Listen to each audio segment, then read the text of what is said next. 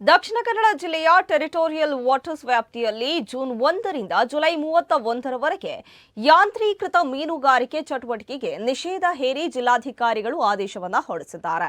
12 nautical mile ವ್ಯಾಪ್ತಿಯ ಸಮುದ್ರ ಪ್ರದೇಶದಲ್ಲಿ ಯಾವುದೇ ಬಲೆ ಅಥವಾ ಮೀನುಗಾರಿಕಾ ಸಾಧನಗಳನ್ನು ಬಳಸಿಕೊಂಡು ಎಲ್ಲ ಯಾಂತ್ರೀಕೃತ ದೋಣಿಗಳು ಹಾಗೂ 10 ಅಶ್ವಶಕ್ತಿಗಿಂತ ಮೇಲ್ಪಟ್ಟ ಮೋಟಾರೀಕೃತ ದೋಣಿಗಳ ಮೂಲಕ ಮೀನುಗಾರಿಕೆ ನಡೆಸುವುದನ್ನು ಸಂಪೂರ್ಣವಾಗಿ ನಿಷೇಧಿಸಲಾಗಿದೆ. ಆದರೆ ನಿಷೇಧದ ಅವಧಿಯಲ್ಲಿ ದೋಣಿ ಸಾಗಣೆ ಉದ್ದೇಶಕ್ಕಾಗಿ ಬಳಸುವ 10 ಅಶ್ವಶಕ್ತಿ ಸಾಮರ್ಥ್ಯದೊಳಗಿನ ಮೋಟಾರೀಕೃತ ದೋಣಿಗಳು ಹಾಗೂ ಸಾಂಪ್ರದಾಯಿಕ ನಾಡದೋಣಿಗಳಿಗೆ ಕರಾವಳಿ ಮೀನುಗಾರಿಕೆ ನಡೆಸಲು ಅನುಮತಿ ನೀಡಲಾಗಿದೆ.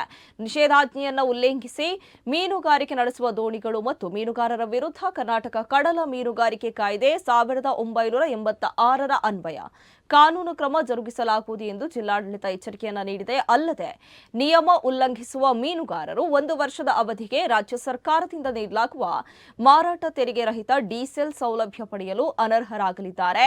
ಕರಾವಳಿ ಪ್ರದೇಶದ ಎಲ್ಲ ಮೀನುಗಾರರು ಸರ್ಕಾರದ ಆದೇಶವನ್ನು ಕಟ್ಟುನಿಟ್ಟಾಗಿ ಪಾಲಿಸಬೇಕು ಎಂದು ಮೀನುಗಾರಿಕೆ ಇಲಾಖೆಯ ಜಂಟಿ ನಿರ್ದೇಶಕರು ಪ್ರಕಟಣೆಯಲ್ಲಿ ತಿಳಿಸಿದ್ದಾರೆ.